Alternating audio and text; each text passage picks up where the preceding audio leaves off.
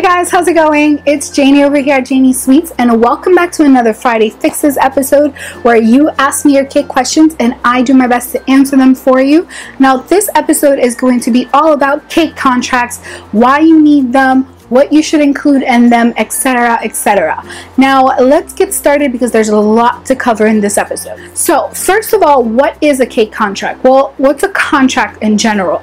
It's usually an agreement between two people or two parties where one party says they're going to deliver something and the other party says they're going to receive it, and they both acknowledge it. Usually they both sign it, and then everybody's happy, so that there's no misunderstanding when the final product gets delivered, what it was supposed to be and what the client or the customer accepted or agreed to receive. Now, when you think about it, you are making something that is perishable. You can't really turn around and sell it to somebody else if the client decides that they don't want it anymore or that's not what they agreed to pay for.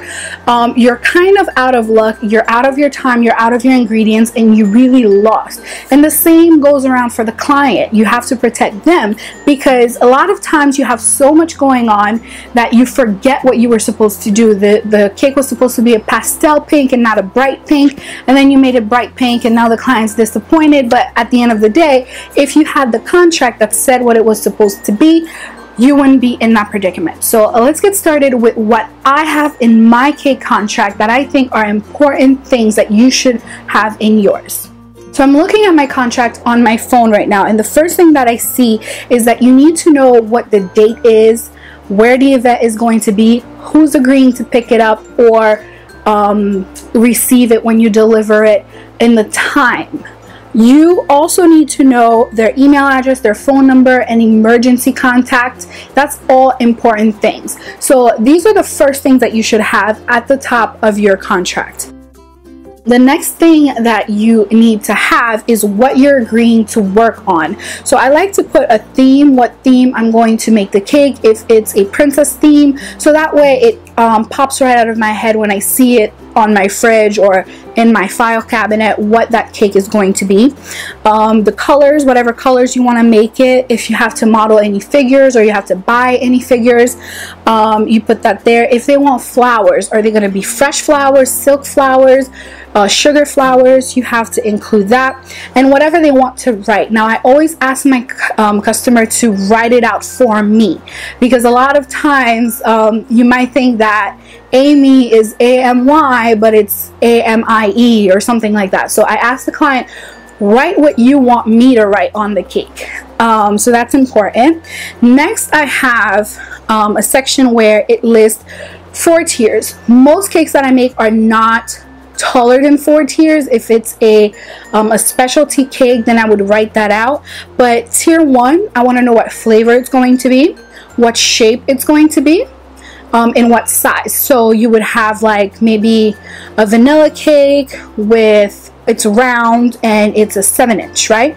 And then a design note, and that's just like to tell me, oh, this tier has the rhinestone on it, or this tier has the ribbons on it, or the flowers, or whatever. Just something very light that I'm just gonna write just to jog my memory of what it's supposed to be. Then I offer desserts as well, like cake pops, cupcakes, stuff like that. So I have a section for desserts, but you can omit that if that's not what you offer. Then I rent out equipment. So I want to have a clause that says what kind of equipment I'm renting, how much the deposit is going to be, when they're supposed to return it, all that stuff. So once you're done, you have the total cost of the cake, total cost of the desserts. If you're setting up, breaking down how much that's going to be, all the cost is listed in bold so that they can't tell you that's not what I thought it was going to be. It's all listed there. So you put your grand total, and then you tell them when the retainer, which is your deposit, when is it due and how much is it, and also how much the balance is, how much they're left to pay, and when it is due. Now, the terms. What you should include in there are your deposits, how much it's supposed to be. Is it 50%, 25%, how much you require? So I have mine that says an initial deposit of 50% of the total cost is required to confirm and hold a reservation. And I tell them it is non-refundable. And I made it bold and I underlined it so that they know once they pay that money, it is not going to be refunded. Then I tell them when they're expected to pay the full amount, because that's very important. You tell them, okay, the full amount is due before or upon delivery, which I don't think is a good idea. It should always be due before you start working on the cake. And then that way there's no confusion, right? So I tell them even at what time I expect to receive it. It's not at midnight, you know, or at 1 a.m. the day before. Like, no, I tell them it needs to be in my account at 5 p.m. Otherwise, the order is canceled. And the reason why I do that is because it protects me in a way. I've had a client cancel a cake last minute after I have worked on it. It was a 3-tier cake and I couldn't do anything with it. Like, she actually had canceled the entire event. So I couldn't do anything with it. I had wasted my time and wasted my ingredients. So I always tell people, make sure you get paid before you start working on the cake, because it's not worth it if they do decide to cancel. So that's that. And I tell them also my cancellation policy. If you cancel after you've paid your full amount, I'm sorry, that money's mine. Because once you've paid me, chances are I started working on the cake already, right? So everything is non-refundable unless it was my mistake. Now, ooh, that's an important one. I tell them we reserve the rights to exercise artistic license and make last-minute changes if necessary in order to guarantee the structural, visual, and creative integrity of a cake or dessert table. Now, the reason why I have this there is because a lot of times the client says they want something, right? And you can deliver it. You've done it before, everything is fine. But while making the cake, it's 100 degrees outside and the thing is slipping and sliding all over the place. Now, maybe you can't put that bow there because it's going to slip right off the buttercream. So you put it on top of the cake. This is the kind of stuff that I'm saying. And I explained to the client what that clause means. That doesn't mean that you've asked me for a Winnie the Pooh cake and I'm going to give you, I don't know, Curious George.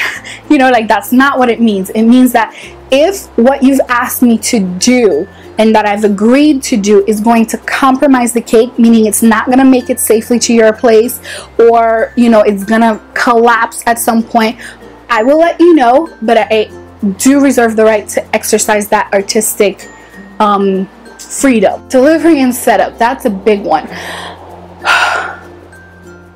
Should you deliver your cakes? That's up to you. How far you should deliver your cakes, that's up to you. What I do is I make sure that no cake that I deliver is less than what it would cost for me to get my deductible on my insurance should I get into a car accident. I have gotten into a car accident delivering a $40 cake. Guess what? My deductible was $500. That $40 cake was not worth it. It was not worth it. So I make sure I tell them that I do offer delivery, but it's only for those cakes that are 500 and above. Another thing is, if they do decide to pick up, they're responsible for that cake. They can't tell me, well, I drove off and then it slid off of the board. Well, you should have been careful. You know, like, that's not my problem. So I tell them, you know, if you or your representative elects to pick up the cake or your desserts, you're responsible for whatever happens to them the minute they leave my possession. So it's your responsibility to make sure that your room is cool, that it's not too hot in there, that the table isn't wonky, that nobody's, you know, running around by the table, and, you know, make sure that that cake is safe. Once I deliver it, that's your responsibility. Now, to protect the client in the event of an emergency, because emergencies happen, like, who knows, I got into an accident, knock on wood, I'm sick, knock on wood, something happens and I cannot deliver your cake on the day that I agreed to deliver it, there's no charge to you. You get reimbursed the full amount. Your deposit, your retainer, everything that you've paid me, you get reimbursed because you didn't receive the cake, right? So mistakes happen, things happen.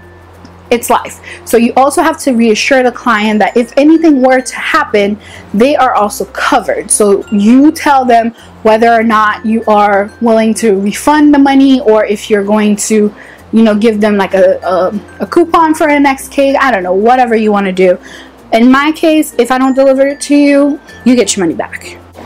Another thing is, I am not a peanut and allergy-free facility, so I make sure I tell them that my products may contain milk, they may contain nuts. They're not made in an allergy-free facility, so if anybody is allergic to anything, they should not order my cake. So it's in there. If someone had a peanut allergy at your party, just know that I may have made a peanut butter cake on the same counter that I'm making your cake. So, you know, nobody's gonna sue me, nobody's gonna say anything, because it's in the contract. Now, once I have all these things written out, I have a place where they're going to date and sign this contract, and that's very important. The date, they have to put the date that they agreed on the contract, and they have to put their signature, because this is what's going to protect you should they, you know, turn around and tell you that's not what you said. Well, on this date you signed and said it was okay.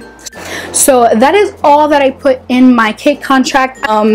If you want, you can also attach to that sketch that you've made. I normally receive pictures from the clients as inspirations, but if I've consulted with them and it was a wedding cake or something like that, I would attach that page to that contract. I want to mention, and I want to stress out how important it is that this contract is with you when you deliver the cake or when they pick it up, because a lot of times what ends up happening is the client or the customer is not there when you're dropping it off. So you want to tell the person, okay, so this is what they've agreed on, this is what they're getting, and then you drop it off and you leave it there.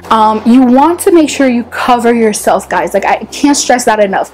If you don't have a contract, literally it doesn't even need to be this elaborate. Like, I will leave for you guys a Word document of my contract. Obviously I'll take out my name and everything, but just the format, so that you guys can just take it and then make it your own, adapt it to whatever you want it to be, put your policies in there, your terms and conditions in there, because like I said, the last thing you want is for the client or the customer to tell you, I didn't know about this cancellation policy, or, you know, I didn't know that once you drop it off, it's not your responsibility anymore. Like, you need to cover yourself. So let me know if you guys have any other suggestions on things that you should, or that maybe you have in your cake contract, or that you think I've missed. I think I've covered the important parts, at least they're important to me and to my business, but let me know, you know, open a discussion down in the comments section, because I'm interested to know what you guys think and what you guys have in your contracts. So that is it for this week's video, you guys. I love you. I'll talk to you next time. Bye.